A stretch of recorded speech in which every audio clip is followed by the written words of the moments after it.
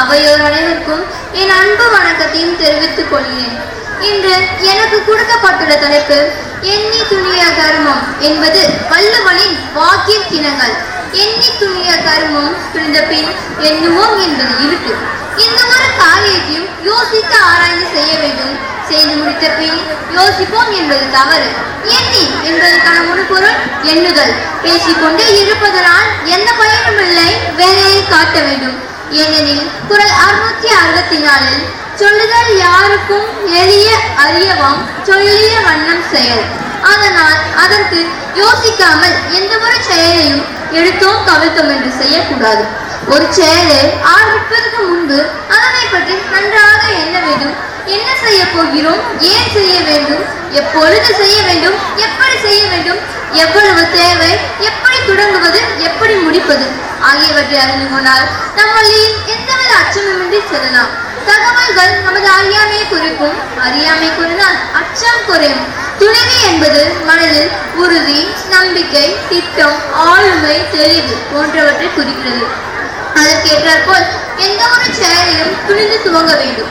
நாம் இச்செயலை செய்து முடித்து விடுவோம் என்ற தன்னம்பிக்கை அவசியம். அதுவே துணிவு. தகுந்த செயலையும் வழிகளையும் எண்ணிய பிறகு துணிந்து துவங்க வேண்டும். துணிந்த பின் எண்ணுவோம் என்பது குற்றமாகும் என்கிறார் திருமு வரதநாசனார். இதனை பற்றி ஒரு சிறு கதையின் மூலம் அறியலாம். ஒரு ஊர்ல வேலன் அப்படின்ற ஒரு பட்டதாரி இருந்தானா. அவன் படிச்ச படிப்புக்கு எங்கேயுமே வேலை கிடைக்கலையாம். ஒரு விவசாயி தன்னோட தோட்டத்துல வேலை செஞ்சுட்டு அங்க அமைச்சான். மறுநாள் அவர்கிட்ட வேலை கிடைக்கலாமே சொல்லிட்டு போனப்ப அவருக்கு முன்னாடியே அங்க 8 பேர் இருந்தாங்களாம். 8 பேர்ல நம்மளுக்கு எங்கடா வேலை கிடைக்க போகுதுன்னு ஒரு சந்தேகத்திலே அங்க போய் நின்னானா. அங்க வந்த விவசாயி, அப்பா உங்க 9 பேத்துக்கு என்னால வேலை கொடுக்க முடியாது.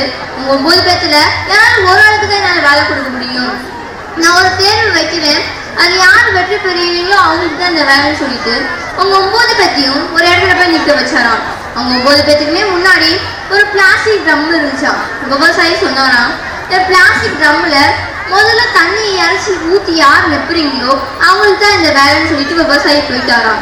அவர் போனதுக்கு அப்புறம் அந்த 9 பேருக்கும் தண்ணியை இறச்சி ஊற்ற ஆரம்பிச்சாங்களாம். கொஞ்ச நேரம் கழிச்சு எல்லாருமே ஒரு விவசாயத்தை கவனிச்சாங்களாம். அந்த ட்ரம்ல ஒரு ஓட்டை இருக்கிறது. ஓட்டை ட்ரம்ல எப்படிடா தண்ணி நம்பும், இந்த விவசாயி எப்படி நம்மளுக்கு வேலை கொடுக்க போறது இல்லை, அப்படியே நம்ம உடம்ப வருத்தணும்னு சொல்லிட்டு அந்த 8 பேர் மட்டும் போயிட்டாங்களாம்.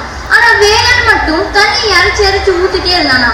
அங்க வந்த விவசாயி, என்னப்பா அந்த 8 பேரும் ஓட்டை ட்ரம்ல எப்படிதான் தண்ணி நம்புவோம், நம்ம உடம்ப ஏன் வருத்தணும் அப்படின்னு என் 2 திட்டிட்டு போயிட்டாங்க. நீ மட்டும் ஏன்ப்பா இந்த தண்ணி இறச்சி ஊத்திட்டே இருந்தேன்னு கேட்டப்போ வேலன் சொன்னானா, ஐயா நீங்க எதுக்கு இந்த தேர்வு வச்சீங்க, நான் கண்டுபிடிச்சிட்டேன் அப்படின்னு சொன்னானா. விவசாயி கேட்டாரா, சின்ன பையன் உனக்கு என்னப்பா தெரியும்னு கேட்டப்போ வேலன் சொன்னானா, ஐயா இந்த ட்ரம்ல ஓட்ட இருக்குது உண்மைதான், நான் ஊத்துற தண்ணி கீழே வீணா போல பக்கத்துல இருக்க செடிக்கு தான் கொஞ்சம் கொஞ்சமா போயிட்டு இருக்கு. அது மட்டும் இல்லாம நீங்க எனக்கு முத கொடுத்த வேலையே தான், இது எப்படி என்னால பாதிலேயே விட்டுட்டு போக முடியும்னு கேட்டானா. அதை கேட்ட விவசாயி ரொம்பவுமே சந்தோஷப்பட்டாராம். மறுநாள்ல இருந்து வேலனுக்கு அங்க உள்ள செடிகள்ல தண்ணி பச்சுறதுதான் வேலையாக இருந்துச்சான். வேலன் அந்த விவசாயிட்ட இருந்து பல விவசாய சூழ்ச்சியெல்லாம் கற்றுக்கொண்டாங்க. இதன் மூலம் நம் அறிவது எந்த ஒரு காரியத்தையும் ஆரம்பிப்பதற்கு முன்பு அதனை பற்றி நன்றாக எண்ண வேண்டும். ஆனால் தொடங்கிவிட்டால் இது சரியா வருமா வராதா, வெற்றி பெறுவோமா பெறமாட்டோமா என்று நினைப்பது குற்றமாகும். இதைத்தான் வள்ளுவர் எண்ணி துணிய கர்மம் துணிந்த பின் எண்ணுவோம் என்பது இருக்கு என்று கூறுகிறார். சிற்பிக்குள்ளே சென்று விட்டால் சிறைப்பட்டு விடுவோமோ என்றி சுதந்திரம் என்ற நீ சேத்திலே விழுந்த துளி வீதியிலே மிதிப்பட்டு வீணாயின. அது சிப்பி இல்லை, தன்னை செதுக்க வந்த சிற்பி என்று உணர்ந்து சிறப்பெய்துவும் சில காலத்தில் சிதறாமல் பதறாமல். சிப்பிக்குள்ளே அடைந்த துளி முத்தால் முற்றுப்பட்டு மிளங்கினங்கள்.